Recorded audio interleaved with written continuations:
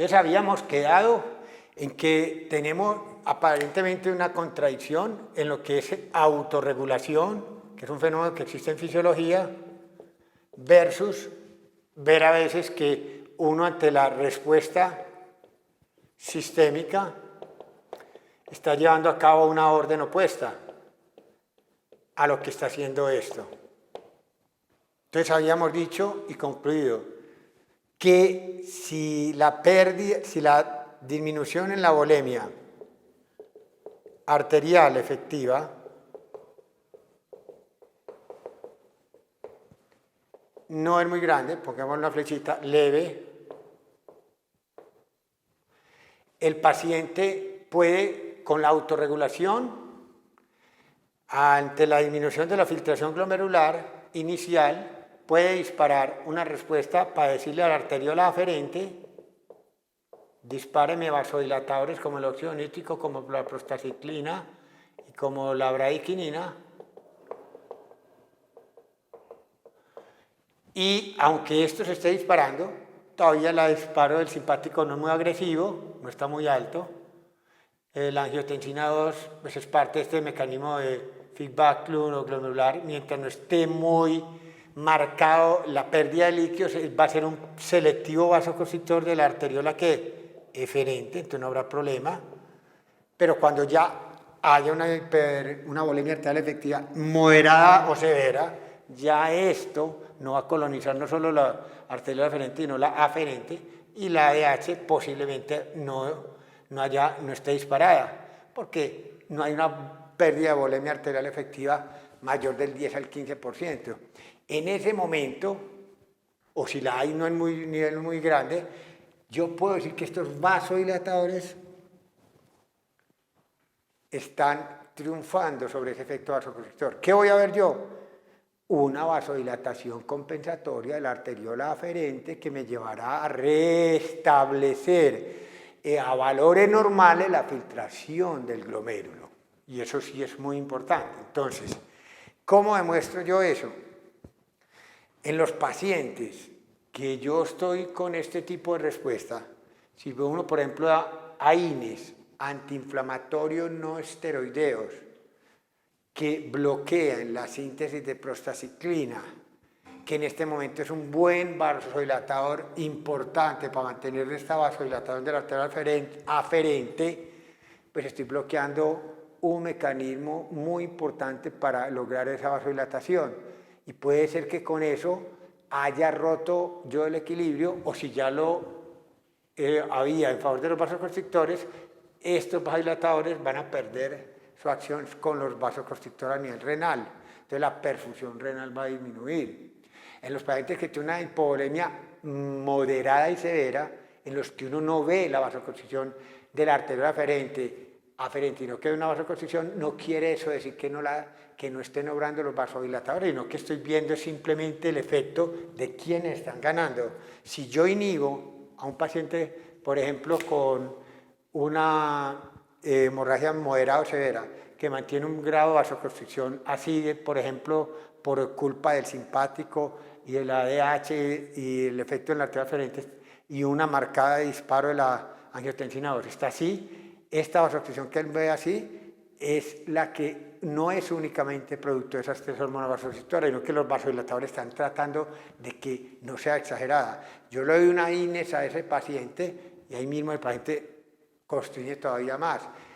Es una demostración más de que ese paciente sí estaba vasodilatando, simplemente que yo estaba viendo el triunfo en ese momento de los vasoconstrictores, pero de hecho estaba evitando que esa vasoconstricción fuera exagerada. Cuando yo le quito la contribución de esos vasodilatadores con un inhibidor del óxido nítrico o con un antiinflamatorio no esteroideo, pues obviamente voy a tener problemas de perfusión más marcada del riñón, y el riñón puede hacer una isquemia más marcada y terminar pasando de lo que es una arritmia prerrenal reversible a una necrosis tubular aguda isquémica.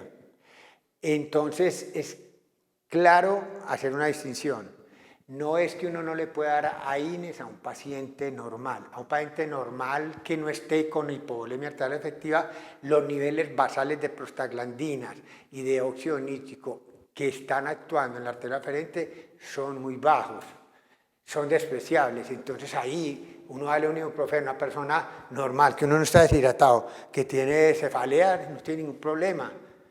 El problema en dónde va a radicar aquel paciente que esté en hipovolemia arterial efectiva, que esté utilizando la reserva para vasodilatar la arteriola aferente y tratar de evitar que los vasoconstrictores triunfen de manera exagerada y yo esté inhibiendo esa síntesis de esos vasodilatadores en el caso de la prostaciclina por un inhibidor de la COX o la ciclooxigenasa. Entonces es importante hacer la distinción. No estamos dictaminando de que los AINES dañen el riñón.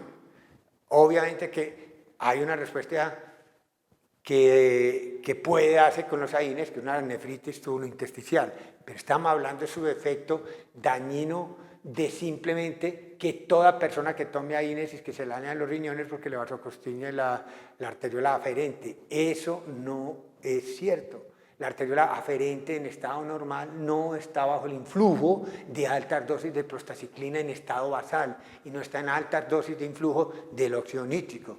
Solo cuando el paciente se le estimula a que eso se dé con el mecanismo de autorregulación, específicamente al no llegar buena cantidad de líquido, sodio y cloro a la mácula densa, que es lo que nosotros vimos que era fundamental para detectar cómo estaba el grado de volemia arterial efectiva en este momento de acuerdo a la filtración glomerular, pues el mecanismo de retroalimentación turoglomerular trata de defender al organismo y trata de restablecer con base a la arteria aferente la cantidad de líquido que siga llegando al túbulo distal y al nefrón distal. Entonces, el riñón como tal está defendiendo sus intereses locales, simplemente él seguirá tratando de defenderlos. Y esa defensa, si va en contra de lo que está buscando, que es una redistribución del flujo sanguíneo por parte del organismo sistémico, pues será una cuestión de evitar el exceso de hipoperfusión en el momento del riñón.